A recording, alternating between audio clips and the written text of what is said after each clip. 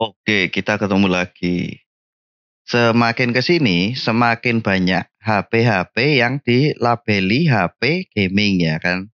Tapi sayangnya nih, sama kayak beberapa barang-barang lain yang dikasih embel-embel gaming, tidak semua fitur dari yang katanya HP gaming itu beneran spesifik di HP gaming ataupun beneran relevan buat main game.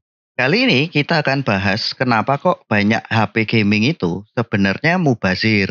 Satu konsep yang sering dipakai brand sama yang ada di kepala user soal barang gaming itu kan katanya performa yang lebih tinggi ketimbang yang non gaming. Kayak laptop gaming, HP gaming, keyboard gaming, mouse gaming, PC gaming dan kawan-kawannya itu. Kan konsep jualannya diposisikan lebih kenceng, lebih tinggi performanya, dan lain sebagainya. Padahal, ya konsep itu tidak selalu berlaku di semua kategori produk. Salah satunya ya HP gaming yang kita bahas sekarang. Buktinya ini nih. Sekarang kita lihat prosesor-prosesor apa sih yang paling kenceng buat HP saat ini ya? Ada Dimensity 9200 Plus, Snapdragon 8 Gen 2, A16 Bionic, Dimensity 9200, Snapdragon 8 Plus Gen 1, dan teman-temannya. Aku tanya nih sekarang, apakah prosesor-prosesor yang paling kenceng tadi cuman ada di HP gaming? Faktanya kan enggak ya. Terus, apakah prosesor-prosesor paling kenceng tadi juga emang punya fitur yang spesifik buat kebutuhan gaming? Setauku sih enggak ya. Ya prosesor-prosesor tadi memang kenceng aja buat semua jenis kebutuhan. Gak cuman gaming. Ya setidaknya ini nggak kayak Ryzen seri X3D dari AMD untuk di desktop dan laptop ya. Menurutku ya seri X3D tadi baru beneran contoh prosesor gaming yang beneran gaming. Karena ada satu fitur yaitu fitur 3D V-Cache ya yang akan sangat berguna buat ngangkat performa gaming yang tidak ada di kategori prosesor AMD lainnya. Terus kalau kita ngomong performa gaming, satu hal yang nggak kalah krusial selain hardware-nya, apanya coba? Betul, gamenya itu sendiri ya kan. Di PC, game-game modern itu memang semakin lama semakin berat. Fitur-fitur grafis kayak anti-aliasing, dynamic shadow, tekstur yang semakin besar, dan segala macam post-processing. Termasuk juga sekarang ray tracing semakin mainstream. Terus perkembangannya sekarang bahkan sudah pakai teknologi upscaling segala ya kan. Di mobile, fitur-fitur grafis kayak di PC itu tadi, ya sebenarnya memang ketinggalan. Tapi kalaupun ada fitur-fitur grafis yang sebenarnya possible di game-game mobile, fitur-fitur grafis itu tidak dipakai di kebanyakan game. Kok bisa? Karena game-game di mobile itu kan mayoritas free to play dan live service game. Berarti game-game kayak gitu tujuannya adalah dimainkan sebanyak mungkin orang. Kalau tujuannya biar dimainin sebanyak mungkin orang, berarti game developernya justru harus bikin gamenya seenteng mungkin. Karena orang-orang yang punya HP low end ataupun yang kelas menengah itu jauh lebih banyak ketimbang orang-orang yang punya HP dengan spek high end. Kalau nggak percaya, nanti tak taruh di layar game-game mobile apa saja yang paling laris ya. Faktanya game-game paling laris di mobile ya memang bukan game-game yang paling berat dengan grafis paling bagus juga. Makanya nih, HP seharga 4 juta sekalipun yang speknya juga masih kelas menengah atau malah bawah ya, nyatanya memang lancar memainkan bahkan mungkin 90% game yang ada di Android ataupun iOS. Ya ini presentasenya aku kira-kira aja ya. Kalau yang punya datanya dari risetnya siapa, ya silahkan ditaruh di komentar ya. Jadi sekarang kondisinya itu kayak gini. Kecepatan hardware di HP itu jauh lebih tinggi ketimbang kebutuhan komputasi mayoritas game-gamenya. Memang kondisi ini sebenarnya positif banget ya.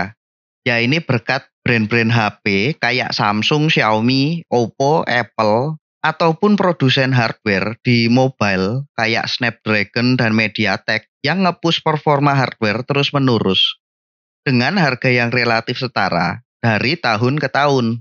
Soalnya kan berarti banyak orang bisa main mayoritas game mobile mulus-mulus saja tanpa harus jual ginjal. Ya nggak kayak kondisi di PC gaming sekarang ya.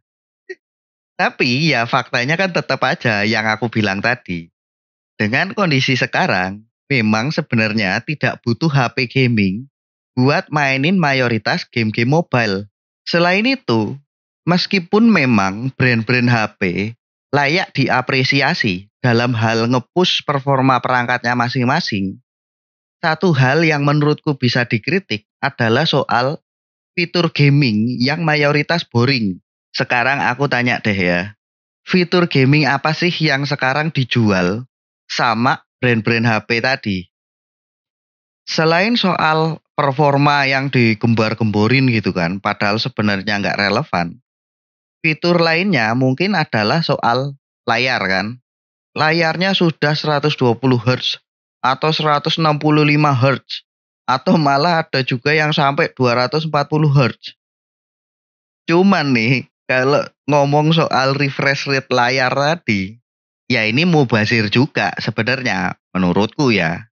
Karena alasan yang sama yang kayak aku bahas sebelumnya. Lah wong mayoritas game-game mobile itu juga nggak support sampai 120 FPS. Dari yang aku cari-cari, game-game Android yang bahkan bisa jalan di atas 60 FPS itu mentok-mentok sekitar 160 game.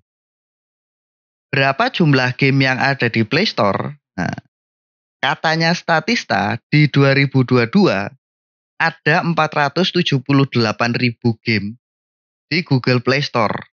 Kalau pakai angka-angka tadi, berarti cuma 0,03% game di Play Store yang bisa jalan di atas 60 FPS. Padahal nih ya, padahal ketimbang layar ataupun performa hardware, sebenarnya ada beberapa fitur gaming yang belum dieksplor yang sebenarnya bisa jadi solusi yang lebih relevan. Nih, kalau dari pengalamanku sendiri main game di Android, menurutku ada 3 masalah yang sebenarnya sudah ada solusinya, tapi seringnya dari third party, alias beli aksesoris tambahan. Ya, ini bukan iklan ya, ya kali channel YouTube segini udah ada iklannya. Ih, tapi ada satu aksesoris yang sebenarnya bisa solve 2 masalah gaming di mobile, yaitu Anker Power Core Play 6K. Satu hal yang bikin main game di mobile nggak nyaman adalah soal ergonomis perangkatnya. Ya, seringnya kan ketipisan ya. Coba lihat game-game controller buat konsol atau buat PC ya. Rata-rata kan justru tebel karena tujuannya biar enak digenggam, biar nggak sakit di tangan. Selain itu, masalah lainnya adalah soal baterai yang cepat banget habis. Tapi kalau cuman sebatas power bank, ya kan jadi ribet ya kan. Ada kabel yang ngolor-ngolor, terus power banknya juga harus dipegang atau ditaruh di mana, yang bikin ribet gitu kan. Makanya aku seneng sebenarnya lihat konsep Anker Power Core Play tadi. Karena nawarin solusi buat 2 masalah. Ya, bikin tambah tebel, ergonomisnya lebih enak, sama nambahin baterai. Walaupun menurutku aksesoris ini juga masih belum ideal buat gaming. Karena ada satu masalah mobile gaming lain yang menurutku lebih krusial ketimbang soal baterai, yaitu soal kontrol. Gaming kontrol di HP itu menurutku sangat nyebelin ya. Karena ya di touchscreen yang nggak intuitif, nggak ada feedback, dan nutupin layar.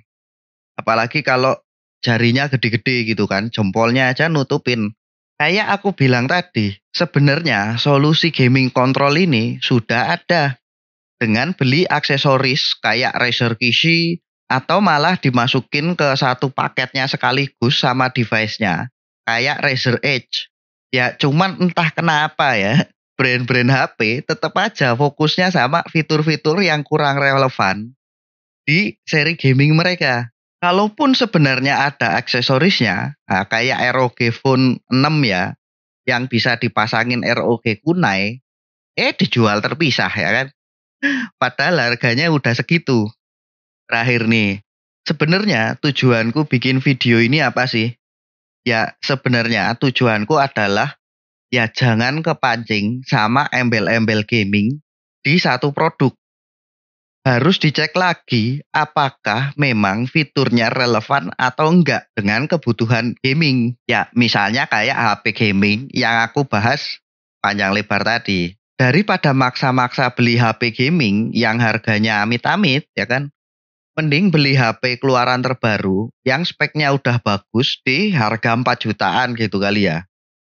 Atau malah nggak perlu HP baru juga sebenarnya masih bisa aja.